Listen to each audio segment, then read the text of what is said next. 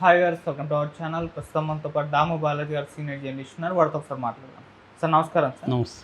Sir, కామారెడ్డిలో ఒక భార్య తన భర్తను చంపించడానికి సుపారీ ఇచ్చింది. 15 లక్షలు ఇచ్చి మరీ తన భర్తని ఘోరంగా చంపించేసుకుంది. సో ఇప్పుడు ఈ ఘటన మొత్తం కూడా వైరల్ అయిపోతుంది. సార్, అసలు ఏం జరిగింది ఇష్యూలో మీరేం చెప్తారు సార్ దీనికి సంబంధించి? అంటే అదృష్టవశాత్తు భర్త బతికాడు, అంటే తీవ్ర గాయాలైతే అయ్యాయి. బట్ ఇది మరోసారి అంటే ఈ మధ్యకాలంలో తెలంగాణలో కామారెడ్డిలోనే ఇది మూడవ సంఘటన. ఈ మధ్యకాలంలో భర్తల్ని భార్యలు చంపించేసే సంఘటనలు బాగా పెరిగాయి. ఆ మధ్య కూడా కారులో వెళ్తుంటే ఒక అతన్ని ఆపి చంపేశారు. అతని భార్యే అతన్ని చంపించిందని తర్వాత తెలిసింది. అలాగే ఇప్పుడు ఏం జరిగిందంటే, ఒక భార్య తన భర్తను చంపించడానికి 15 లక్షల సుపారీకి ఒప్పుకొని 2 లక్షల సుపారీ డబ్బులు ఇచ్చింది. ఒక గ్యాంగ్ అతన్ని అటాక్ చేసి చంపడానికి ట్రై చేశారు. అతను బతికేశాడు.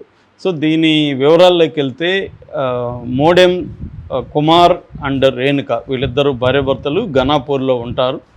సో ఈమె రెగ్యులర్గా అక్కడ గుడికి వెళ్ళేది. సిరిసిల్ల జిల్లా తంగళ్ళపల్లిలో లలితమ్మ గుడి అని ఉంది. ఆ లలితమ్మ గుడికి ఈమె వెళ్ళినప్పుడు అక్కడ పూజారి మహేష్, కాంపల్లి మహేష్ అనే అబ్బాయి పరిచయం అయ్యాడు.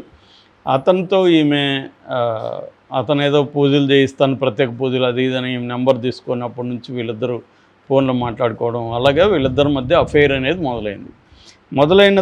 మొదలైనాక ఈ ఫోన్లు మాట్లాడుకోవడం, మెసేజ్లు రావడం ఇదంతా భర్త గమనించాడు. యాక్చువల్గా ఇతనేమో కాలేజీలో, ఒక జూనియర్ కాలేజీలో క్లర్క్గా పనిచేస్తున్నాడు, జూనియర్ అసిస్టెంట్గా పనిచేస్తున్నాడు.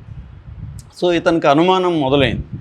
సో నువ్వు ఇట్లా మెసేజ్ పెడుతున్నావు అది ఇదని అతను గొడవలు ఇద్దరి మధ్య గొడవలు మొదలైనాయి. సో ఈ గొడవల్లో నుంచి ఈమెకి రిస్ట్రిక్షన్స్ మొదలైనాయి. ఇతన్ని కలవడానికి, తన లవర్ని కలవడానికి, మహేష్ని పూజారిని కలవడానికి రిస్ట్రిక్షన్స్ ఇంట్లో నుంచి మొదలైనాయి. దాంతో ఈమెకి కలవలేకపోతుంది. దాంతో కోపం అది పెరిగిపోయింది. మహేష్తో డిస్కస్ చేసింది. ఇలాగా మా వాడు చాలా ఇబ్బందులు పెడుతున్నాడు రిస్ట్రిక్షన్ అంటే. మరి వాడు సలహా ఇచ్చాడా ఈమె అనుకున్నది తెలియదు, కానీ మొత్తానికి చంపేద్దామని డిసైడ్ అయ్యారు. చంపేస్తే ఆస్తి కూడా వస్తుంది. ఒకవేళ పోలీస్ కేసు అయ్యి కోర్టులు పెట్టుకున్నాం, మన దగ్గర డబ్బులు ఉంటాయి కదా, ఖర్చు పెట్టుకుందామని ముందే డిసైడ్ అయిపోయారు ఇద్దరు. సో డిసైడ్ అయ్యి మనం ఎట్లా చంపాలనుకున్నప్పుడు మనం చంపడం కాకుండా ఎవరికైనా కిరాయికి ఇద్దాము, సుపారీ ఇద్దామని డిసైడ్ అయ్యారు. అతనికి తెలిసిన మహమ్మద్ అస్వక్ అనే ఒక అబ్బాయి ఉన్నాడు. ఆ అబ్బాయి కొంత ఆల్రెడీ ఇట్లాంటి క్రైము వీటిలో 2-3 సార్లు జైలుకి వెళ్ళొచ్చాడు. సో అతనితో మాట్లాడదామని వీళ్ళు అతన్ని పిలిచారు. ఇట్లాగా ఒకరిని చంపాలి, ఇట్లా నీకు డబ్బులు ఇస్తాము అది ఇదని చెప్తే, ఎవరిని చంపాలంటే నా హస్బెండ్నే చంపాలని ఏం చెప్పింది.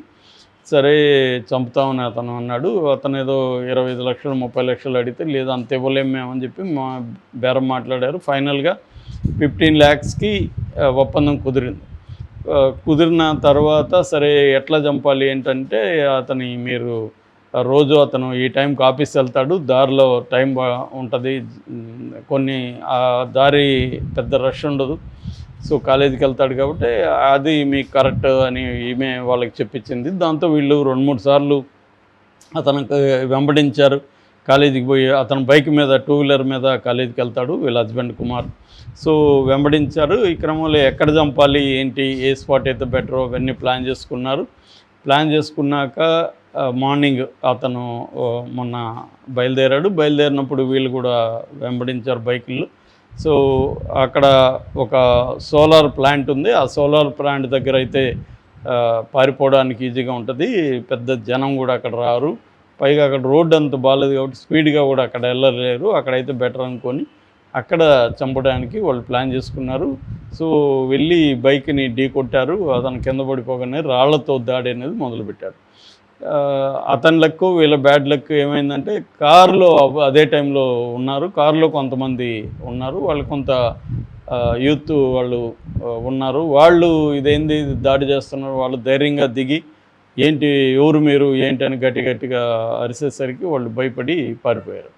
సో పారిపోయేసరికి తన్ని ఇమ్మీడియట్గా హాస్పిటల్కి తీసుకెళ్లారు. హాస్పిటల్లో ఇతను అవుట్ ఆఫ్ డేంజర్ అని ప్రకటించారు. సో అతన్ని అడిగారు, నీ మీద ఎవరు దాడి చేసి ఉండొచ్చు ఏమంటే, నాకు ఎనిమిస్ అయితే ఎవరు లేరు, నా భార్యకి మాత్రం ఒకరితో అఫైర్ ఉంది, ఆమె చేసి ఉండొచ్చు మా ఇద్దరికి మధ్య గొడవలు ఉన్నాయి, నువ్వు చచ్చిపోవాలి అయితే బాగున్నా అని నన్ను అనేది ఇట్లా గొడవలు ఉన్నాయి మా ఇద్దరి మధ్య అని పోలీసులు చెప్పాడు. సో పోలీసులు ఆమెని పిలిపించి విచారణ చేశారు. ఫోన్ తీసుకొని అవన్నీ పరిశీలిస్తే ఈ విషయాలు బయటకు వచ్చాయి. సో ఆమె కానీ ఇతను కానీ ఏం ప్లాన్ చేస్తారంటే భర్తని చంపేయాలి, చంపేసిన తర్వాత వాళ్ళు ముందే అనుకున్నారు పోలీసులు మనం దొరికిపోతే ఏమవుతుంది, 4 రోజులు జైల్లో ఉండబోతాం, తర్వాత మనకు ఆస్తి వస్తుంది కదా, ఎలాగూ డబ్బులు ఉన్నాయి అని చెప్పి ఇది చేశారు. ఈమె కూడా ఏంటంటే ఈమె దగ్గర కొంత డబ్బులు సేవింగ్స్ ఉన్నాయి, ప్లస్ నగలమ్మి చంపేద్దాం అనేది డిసైడ్ అయింది. సో బేసిక్గా ఇది జరిగింది. ఈ మధ్యకాలంలో మనకి విమెన్ భర్తలను చంపడం కావచ్చు, లేకపోతే లవర్స్ని చంపడం కావచ్చు, కాబోయే భర్తలు